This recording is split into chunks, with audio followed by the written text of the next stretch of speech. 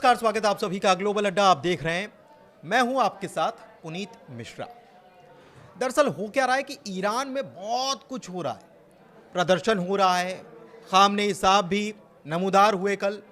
जुमे की नमाज जो होती है उसके बाद उन्होंने ईरान के लोगों को, अपने मुल्क के लोगों को संदेश दिया, बताया कि कैसे मुल्क की तरक्की हो सकती है, बताया कि अभी जो मुल्क में चल रहा है वो कितना ख़तरनाक हो सकता है, और ये भी बताया कि जो लोग इसके पीछे हैं वो एक आतंकवादी से कम नहीं है।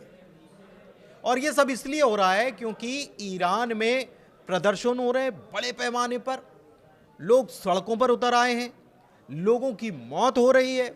लेकिन इस बीच क्या हो रहा है? इस बीच हो रहा है धमकी धमकी का गेम। ट्रंप की तरफ से ईरान को, खामनेई साहब को धमकी दी जा रही, तो खामनेई साहब ने भी ट्रंप को साफ साफ दो टूक शब्दों में चेता दिया है कि अगर आप ये समझते हैं कि ऐसा करके आप हमारे इरादों को तोड़ देंगे, हमारे मुल्क को तोड़ देंगे, इस्लामिक रिपब्लिक को तोड़ देंगे, तो ये आप मुगालते दूर कर लें। लेकिन हो क्या रहा है, इसी चीज़ को समझते हैं। मेरे सहयोगी आनंद मेरे साथ मौजूद हैं, सीधे उनके पास चलते हैं और उनसे समझते हैं अपडेट क्या निकल कर आ रहे हैं। आनंद। बिल्कुल, देखिए कल क्या था कि जुम्मे की नमाज पर एक सरकारी टीवी प्रसारण पर उन्होंने भाषण दिया है खामनेई साहब ने ये कहा है कि जो प्रदर्शनकारी है ना, उनको खास करके संदेश दिया है। जो व्यापारी हैं, 17 विश्वविद्यालयों के जो छात्र जुड़े हुए हैं इस प्रदर्शन में उन्होंने उनको एक नारा दिया है। नारा ये है कि डेथ टू अमेरिका का नारा लगाएं। वो चाहते हैं कि जो प्रदर्शन कर रहे हैं ना, वो अमेरिका के विरोध में नारा लगाएं, ना कि ईरान के विरोध में। क्योंकि उन्होंने बताया कि किस तरीके से 1979 में अमेरिका से छुटकारा मिला था, और अमेरिका जो है कि खून की बलि देकर, मतलब एक तरीके से खून बहा करके उन्होंने एक अपना गणराज्य बनाया था, इस्लामिक देश बनाया था। लेकिन अब उसको बचाने के लिए वो फिर से एक नारा दे रहे हैं और बोल रहे हैं कि डेथ तो अमेरिका का नारा लगाइए आप। और ख़ास करके ट्रंप को भी एक धमकी भरा लहजा, एक तीखे मतलब बयान बोल सकते हैं कि वो तीखा उन्होंने बयान दिया है। राष्ट्रपति को एक तरीके से ट्रंप को उनके बयान पर ही पलटवार किया है कि अगर अमेरिका जिस तरीके से अभी हस्तक्षेप कर रहा है, क्योंकि आप देखे होंगे कि लगातार वो प्रदर्शनकारी पर अमेरिका जो है कि ट्रंप जो है लगातार प्रदर्शनकारियों के समर्थन में बात कर रहे हैं। और कल भी उनका जो बयान आया है वो बयान यही आ रहा है कि अगर प्रदर्शनकारियों पर कार्रवाई नहीं बंद होती है तो ईरान जो है कि इसका भुगतना पड़ेगा, ईरान सरकार को भुगतना पड़ेगा। खामनेई साहब को भी एक मतलब इशारों में वो ये भी बोल दिया कि खामनेई साहब जो है कि वो ईरान छोड़ने के तैयारी में है। लेकिन अब ये क्यों बोल रहे हैं? क्योंकि देखिए लगातार ईरान में जो है कि प्रदर्शन के बाद मौतों की जो संख्या है वो बढ़ती जा रही है। अब 62 हो गए हैं मरने वाले की संख्या, 2300 से ज़्यादा लोग गिरफ्तार हो चुके हैं वहाँ पर। लेकिन अब जो खामनेई साहब का जो कल एक भाषण था, एक भाषण में उन्होंने जिस तरीके से मतलब को ईरान को बचाने के लिए वो जितना प्रयास कर सकते हैं वो कर रहे हैं। लेकिन अब आने वाला समय क्या होता है ये समय बताएगा। बिल्कुल, देखिए हो क्या रहा है कि ट्रंप एक प्रकार से वहाँ पर जो प्रदर्शन चल रहा है वो तो एक उबाल है ही, लेकिन आग में घी डालने का काम जो है वो ट्रंप इसके ज़रिए कर रहे हैं। वो कह रहे हैं कि अगर वहाँ प्रदर्शनकारी जो हैं उनके ऊपर किसी प्रकार का कोई अगर शक्ति प्रदर्शन किया गया या शक्ति का इस्तेमाल किया गया तो ये अमेरिका मानेगा कि उसके ऊपर हमला है, और वो ये कह रहे हैं कि अमेरिका फिर इसका माकूल जवाब देगा। जबकि खामनेई साहब ने साफ तौर पर कह दिया है कि वो किसी भी सूरत में अपने मुल्क को तोड़ने वालों को बख्शना नहीं चाहते हैं।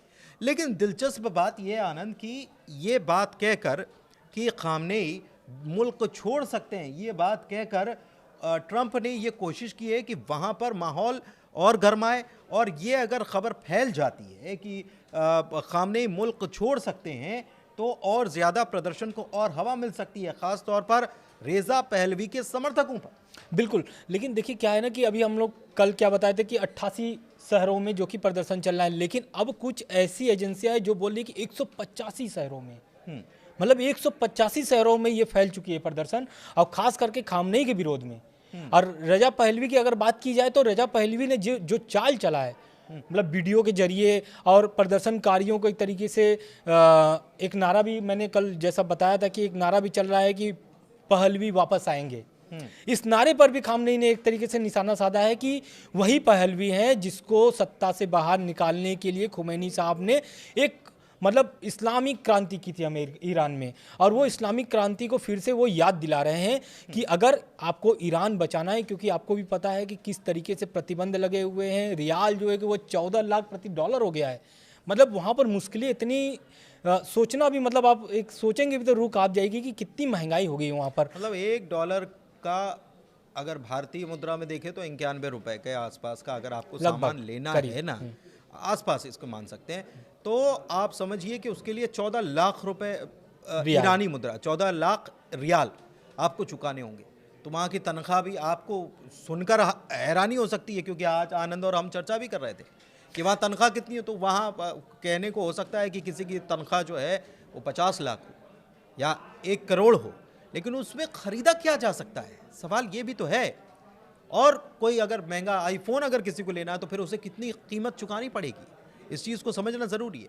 लेकिन इसके पीछे क्या अमेरिका जो गेम करने की कोशिश कर रहा है, क्या साथ मिल रहा है ईरान को, या फिर वहाँ पर ऐसा संकट खड़ा हो गया है कि वाकई में खामनेई साहब को निर्वासन झेलना पड़े या उनको कहीं शरण लेनी पड़े? बिल्कुल, लेकिन अगर देखा जाए प्रदर्शन, तो प्रदर्शन तो वो अपने मतलब जगहों पर जो है कि वो सही भी है, क्योंकि भाई जाहिर सी बात है अगर महंगाई जो है कि वो चरम पे रहेगी, आदमी खाने के लिए तरसेगा, कमाने के लिए तरसेगा, दुकान नहीं खोल पा रहे हैं क्योंकि दुकान पे उस तरीके की ग्राहकी नहीं आ रही, क्योंकि भाई इतनी महंगाई लोग को खरीदने के लिए तैयार नहीं है। यहाँ तक कि व्यापार ठप पड़ा हुआ है, अंतर्राष्ट्रीय लेवल के जो व्यापार थे वो पूरी प्रतिबंध से जूझ रही है काफ़ी सालों से। ऐसा नहीं है कि 1-2 साल की बात है, लगभग 2018 से जब से अमेरिका निकला हुआ है, नए प्रतिबंध तो अमेरिका ने लगाया है। JCPOA के तहत जो प्रतिबंध लगे हैं, UN की तरफ से जो प्रतिबंध लगे हैं वो तो लगे ही हैं। मतलब क्या है कि ईरान को चारों तरफा से घेर लिया गया है। बस अच्छा बात यह है कि वहाँ पर रूस और चीन का सहयोग मिला है, लेकिन रूस और चीन किस हद तक जाकर के समर्थन कर सकते हैं ये आने वाला समय बताएगा, क्योंकि ईरान को इस समय समर्थन का जरूरत है, और खास करके अपने लोगों को, जो उनके अपने लोग हैं जो प्रदर्शन कर रहे हैं, उनको भी ये समझना पड़ेगा कि सरकार हमारी क्या चाहती है। क्योंकि अगर जाहिर सी बात है, अगर वो अभी ईरान की बात करें अगर, तो ट्रंप चाहते थे कि वहाँ पर सत्ता परिवर्तन हो जाए, वो ये चाह रहे हैं कि सत्ता पर खामनेई जाएंगे तो जाहिर सी बात है सत्ता परिवर्तन होगा। सत्ता परिवर्तन होगा तो क्या मामला जो इस तरीके की चल रही है ये सुधर जाएंगी, तो ऐसा तो नज़र नहीं आ रहा है। बिल्कुल, सवाल सबसे बड़ी बात यह है कि सत्ता परिवर्तन करके क्या ईरान की स्थिति को तुरंत सुधार लिया जाएगा? दरअसल क्या हो रहा है कि स्नैपबैक मैकेनिज्म जो लगे हुए हैं या ईरान के जो ऊपर जो प्रतिबंध लगे हुए हैं उनका असर ये नज़र आ रहा है, और ये प्रतिबंध क्या तुरंत हटा लिए जाएंगे? क्योंकि परेशानी कहीं ना कहीं खड़ी तो हो रही है ईरान के सामने, लेकिन इसके पीछे गेम जो है वो प्रतिबंधों का है। प्रतिबंध की वजह से ईरान अपने हिसाब से जो बिजनेस है वो नहीं कर पा रहा है।